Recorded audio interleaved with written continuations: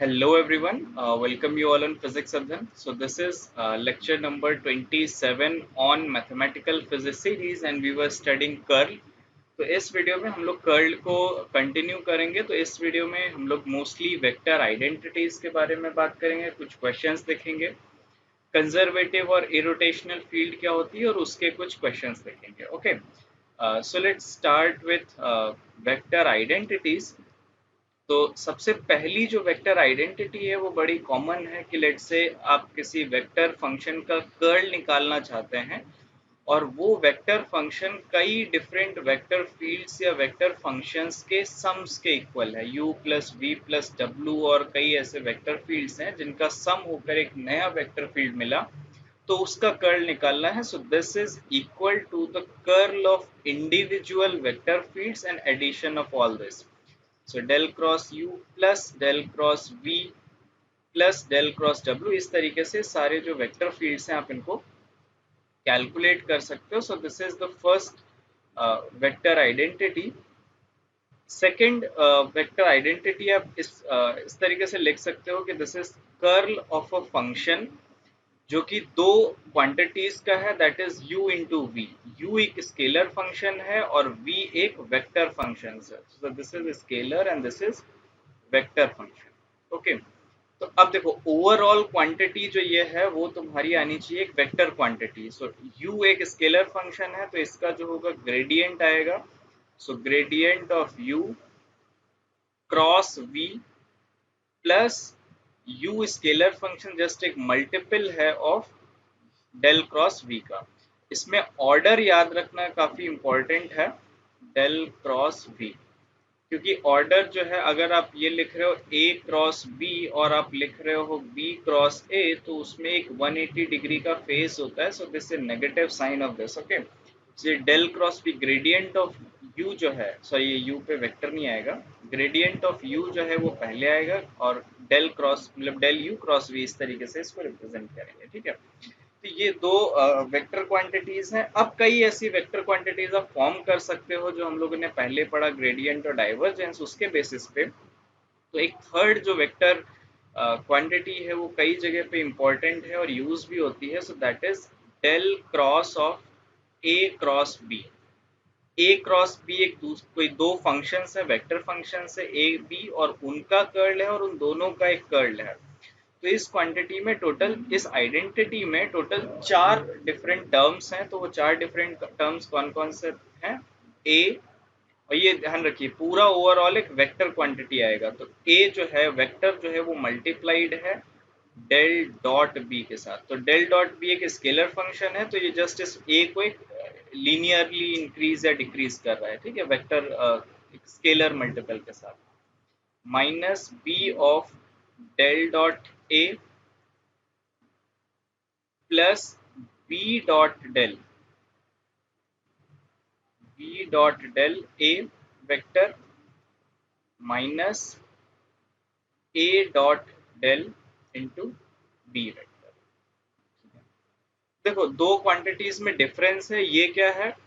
Divergence of a vector field B है। तो इसको अगर आप लिखना चाहो तो क्या लिख सकते हो? फॉर एग्जांपल जैसे A component del by del x B x, तो ये फर्स्ट क्वांटिटी आ गई, plus del by del y B y. इस तरीके से आप तीन या चार जो जिस भी कोऑर्डिनेट सिस्टम में हो उसमें आप डाइवर्जेंस इसको लिख सकते हो। ये जो क्वांटिटी है वो क्या है? B x del by del x plus B y del by del y. ठीक है, इस तरीके से है और ये पूरा मल्टीप्लाई है ए वेक्टर के साथ। तो ए वेक्टर का ये ए एक्स के साथ डिफरेंशिएशन होगा। इस तरीके से अलग अलग क्वांटिटीज हैं। ठीक है, तो ये बी डॉट डेल और डेल डॉट बी अलग अलग डिफरेंट क्वांटिटीज हैं, इनको ध्यान रखिएगा। ओके, अब हम लोग एक क्वेश्चन कुछ सॉल्व कर लेते हैं, एटलीस्ट दो क्वेश्चंस जो कई मतलब हर एक बुक में होते हैं और काफी इंपॉर्टेंट भी हैं अदर क्वेश्चंस को सॉल्व करने के लिए।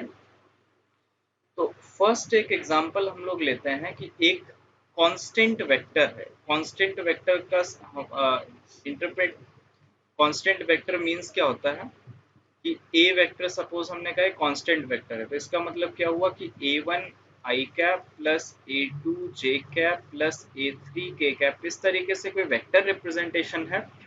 जो आई जे के जो कंपोनेंट्स हैं वो एक्सप्लिसिटली किसी एक्स वाई जेड या इस तरह के आर थीटा फाई के कंपोनेंट्स पे जो है वो डिपेंड नहीं करते हैं, ठीक है। तो फर्स्ट क्वांटिटी ये हो गई कि एक कांस्टेंट वेक्टर फील्ड लेट से ए है, इसका डाइवर्जेंस क्या होगा।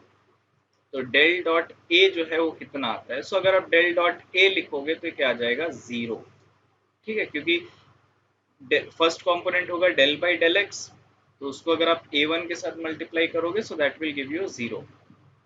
इसका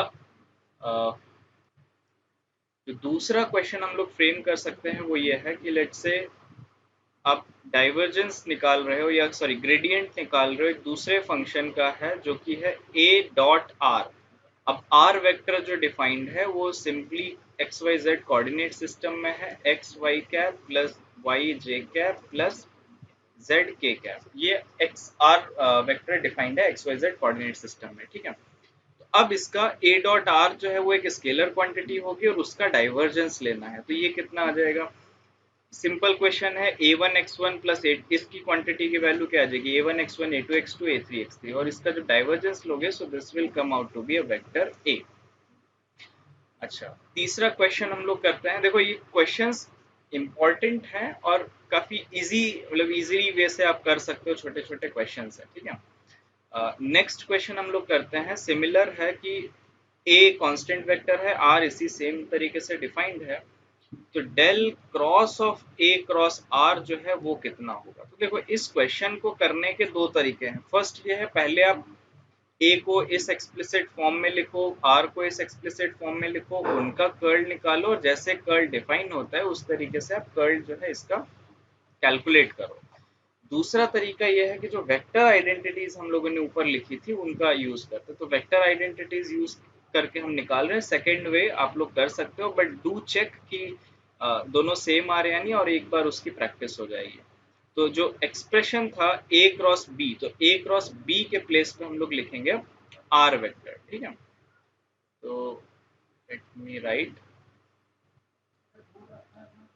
this is minus of r vector of del dot a plus r dot del into a vector minus a dot del into r vector, ठीक है। तो ये चार एक्सप्रेशन आ गए। तो फर्स्ट जो एक्सप्रेशन है डेल डॉट ए, ये जीरो हो जाएगा। फर्स्ट क्वेश्चन हम लोगों ने यही किया था, so this is equal to zero. देखो ये जो क्वांटिटी आएगी वो क्या आएगी, x del by del x. x del by del x जब a वेक्टर के साथ इंटीग्रेट होगा तो इसमें कहीं पे भी x कंपोनेंट नहीं है, तो this term will also become zero, ठीक है।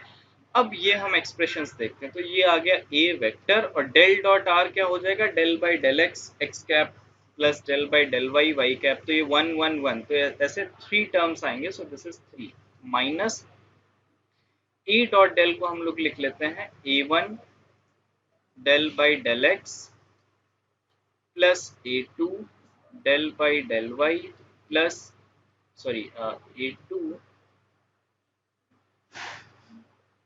This is A two del by del y plus A three del by del z into R vector. तो आर वेक्टर में एक्स वाई जेड है, तो ये जब मल्टीप्लाई होंगे तो यहाँ पे क्या आ जाएगा, सिर्फ A one cap A two cap A three cap, तो ये क्या आ जाएगा ए वेक्टर। तो ए वेक्टर ये है, two A vector, three A vector ये है, तो ओवरऑल जो इसका आंसर आ जाएगा that is two A vector. तो ये थर्ड एग्जाम्पल हो गया, ठीक है। तो अब इसी तरीके से हम लोगों ने कुछ आइडेंटिटीज देखी है। अब इसमें आइडेंटिटीज हम कुछ आइडेंटिटीज और देख लेते हैं इनमें। जैसे del dot A cross B देखिए, एक आइडेंटिटीज ये भी बन सकती है डेल डॉट मतलब डेल क्रॉस ए, ठीक है। तो वो वेक्टर आइडेंटिटीज हम लोग देख लेते हैं। तो फोर्थ जो वेक्टर आइडेंटिटी है वो क्या हो सकती है, del cross of del cross A. तो सिंपल है, बस ए की जगह पे डेल रख दो, बी की जगह पे ए रख दो, तो जो एक्सप्रेशन आ जाएगा वो कुछ इस तरीके से आएगा, that is del of del dot A, del of del dot A minus del square A, minus del square A. तो देखो ओवरऑल जो क्वांटिटी होगी वो क्या आएगी, एक वेक्टर क्वांटिटी। तो डेल डॉट ए ये क्या है, divergence of a vector field, तो ये क्या हो जाएगा, स्केलर। और ये क्या है, gradient of a scalar function, तो ये ओवरऑल क्वांटिटी क्या आ जाएगी, that will be a vector quantity.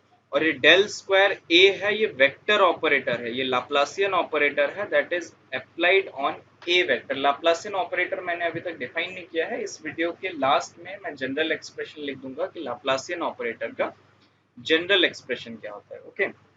और फिर उसको आप x y z h parameters और यू वी एक्स आप डिफरेंट कोऑर्डिनेट सिस्टम्स में लिख सकते हो, ठीक है।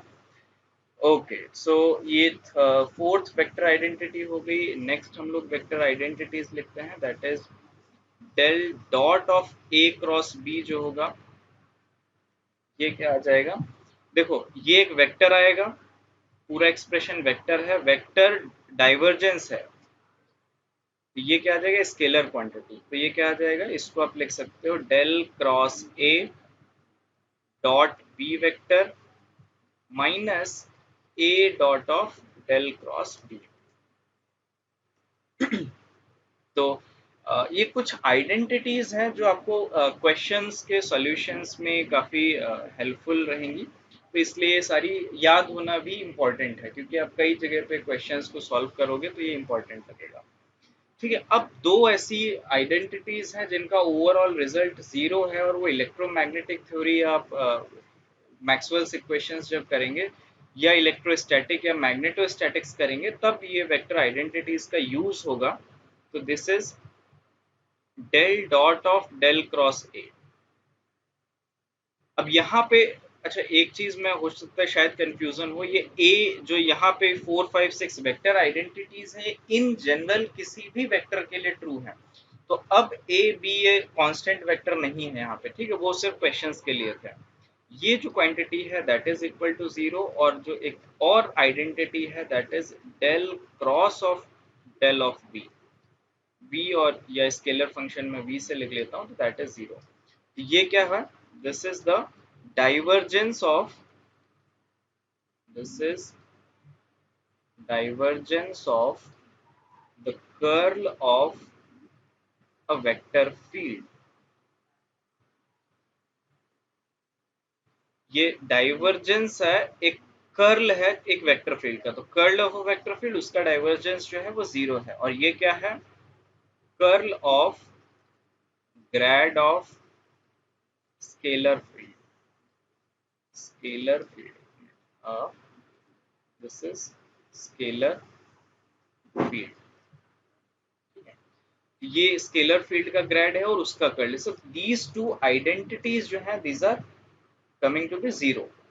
अब हम लोग एक क्वेश्चन और कर लेते हैं, और उसके बाद इरोटेशनल फील्ड को डिफाइन करेंगे कि वो कैसे, और कैसे इलेक्ट्रोस्टैटिक के केस में हम लोग उसको यूज करते हैं। तो एक क्वेश्चन है that is let's say A and B दो वेक्टर हैं, और ये दो वेक्टर जो हैं वो कांस्टेंट वेक्टर हैं, these are constant vectors. Constant vector है और एक क्वांटिटी हमें कैलकुलेट करनी है, ये है del of A dot B cross R, B cross R, ठीक है। तो देखो ये एक स्केलर वेक्टर क्वांटिटी है, वेक्टर का डॉट प्रोडक्ट करोगे एक वेक्टर के साथ scalar, so this is gradient of a scalar function, तुम्हें निकालना है, ठीक है। तो इसको हम लोग कैसे सॉल्व करेंगे, ये क्वांटिटी क्या होती है, that is scalar triple product, scalar triple product. और ये सब चीजें आप लोग ट्वेल्थ में पढ़ चुके थे, इसलिए मैंने इसको रिवीजन नहीं कराया। और एंड आई होप कि अगर आप वेक्टर कैलकुलस पढ़ रहे हो तो ये सारी चीजें आप लोगों को आती हैं, अगर नहीं आती हैं तो एक बार डू रिवाइज। तो ये वेक्टर ये स्केलर ट्रिपल प्रोडक्ट जो है, आई गेस इसको, हाँ, स्केलर ट्रिपल प्रोडक्ट, तो इसको आप कैसे मैथमेटिकली कैसे रिप्रेजेंट करते हो, ए बी आर, इसमें ऑर्डर भी आप चेंज कर सकते हो। तो अगर आप ऑर्डर इसका चेंज कर रहे हो तो ए आर ए बी, अगर आप साइक्लिक वे में इसका ऑर्डर चेंज करते हो तो इसके साइन पे कोई चेंज नहीं पड़ता, अदरवाइज इसके साइन भी आप चेंज करने होते हैं। तो इसको आप लिख सकते हो R dot of A cross B, A cross B constant vector है, तो ये एक्सप्रेशन को आपने इस फॉर्म में मॉडिफाई कर लिया। अब ए और बी जो थे कांस्टेंट वेक्टर थे, तो इसको मैंने एक नया कांस्टेंट वेक्टर दे दिया C. So this is R dot C. अब ये जो क्वेश्चन है वो क्या आ गया, del of R dot C. तो del dot R dot C क्या हो जाएगा, R one C one plus या X C one Y C two और जेड सी थ्री, और जब उसका ग्रेडियंट लोगे तो एक्स वाई जेड हट जाएंगे, तो क्या बचेगा C one I cap C two J cap plus C three के कैप। तो ये ओवरऑल जो क्वांटिटी है दैट इज सी, और ये इक्वल हो जाएगा ए क्रॉस बी के। ठीक है, तो इस तरीके से आप डिफरेंट आइडेंटिटीज और उनके रिलेशंस और इस तरीके की फॉर्मुलिज्म जो आप लोगों ने पढ़ा है अभी तक 12th क्लास में, उसको आप थोड़ा बहुत यूज करके फाइनली कुछ छोटे मोटे जो इस तरीके के क्वेश्चंस हैं वो बड़ी इजीली ही सॉल्व कर सकते हैं, और जैम में बहुत ज़्यादा टफ क्वेश्चंस नहीं आते हैं। ठीक है, बस ये है कि करेक्ट कोऑर्डिनेट सिस्टम में आपको करेक्ट एक्सप्रेशंस याद होने चाहिए बस। Okay okay. So, before going to next topic, let me give you a little bit of homework to study, because अगर आप ये चीज़ें कर लेते हो तो आप कुछ questions जो है वो easily solve कर सकते हो। तो first is scalar triple product, scalar triple product, ये आप एक बार पढ़ लो। और second जो है वो है vector triple product, vector triple product। ये सारी चीजें आप 12th क्लास में पढ़ चुके हो, तो just do a revision to this topic. Okay, now let's move on to the next topic, that is irrotational field or conservative field. So, the topic is irrotational field. Irrotational field.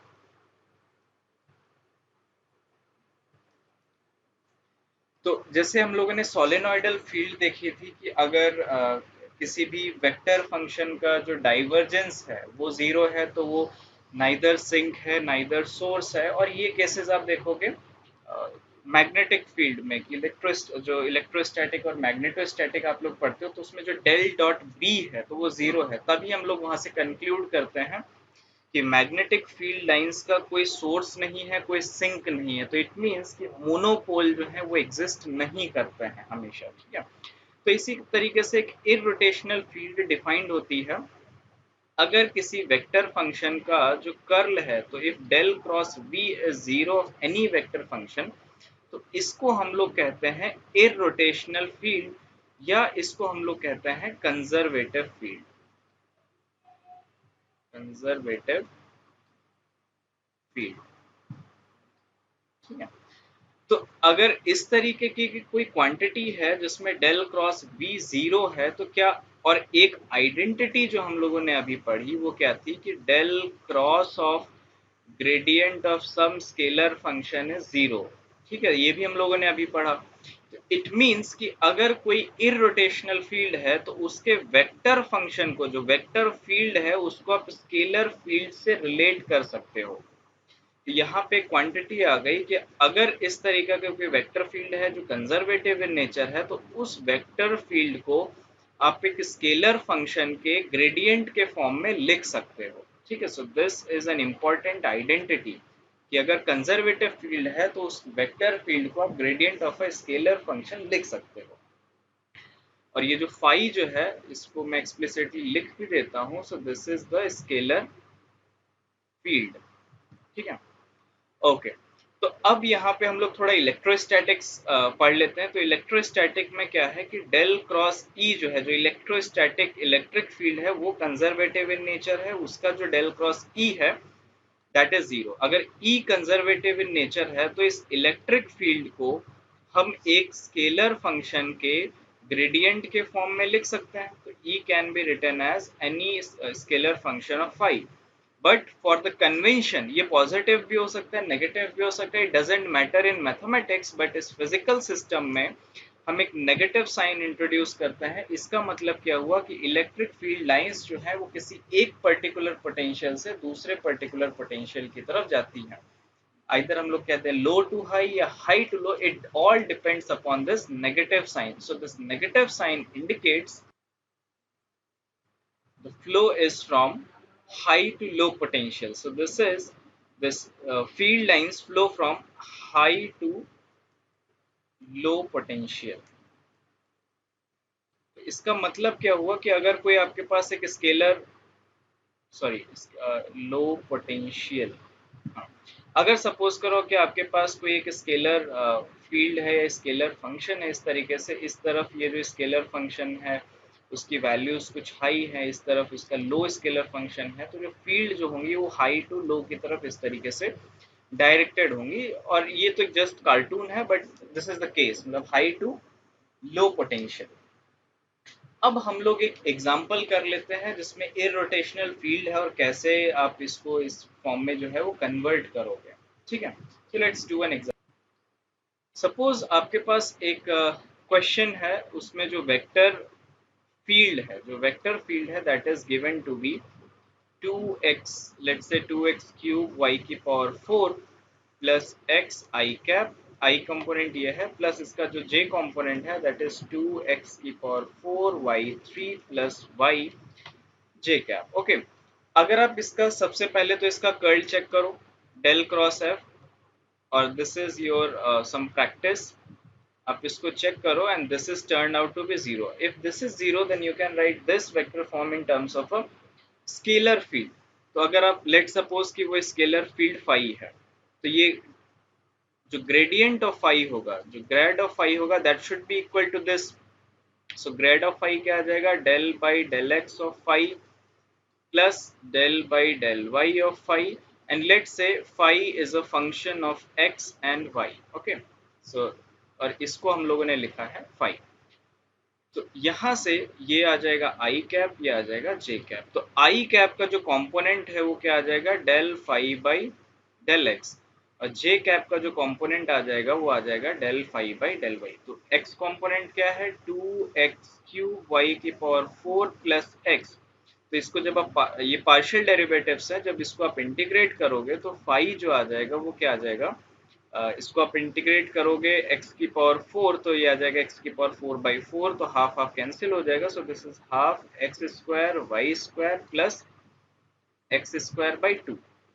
जब ये y function आप लिखोगे तो ये क्या है, 2x की power 4 y cube plus y. तो ये फंक्शन क्या आ जाएगा जब आप इसको इंटीग्रेट करोगे, सो दिस इज x की पावर 4, सॉरी यहाँ पे x की पावर 4 y की पावर 4 है, x की पावर 4 y की power 4 divided by 2 plus y square by 2।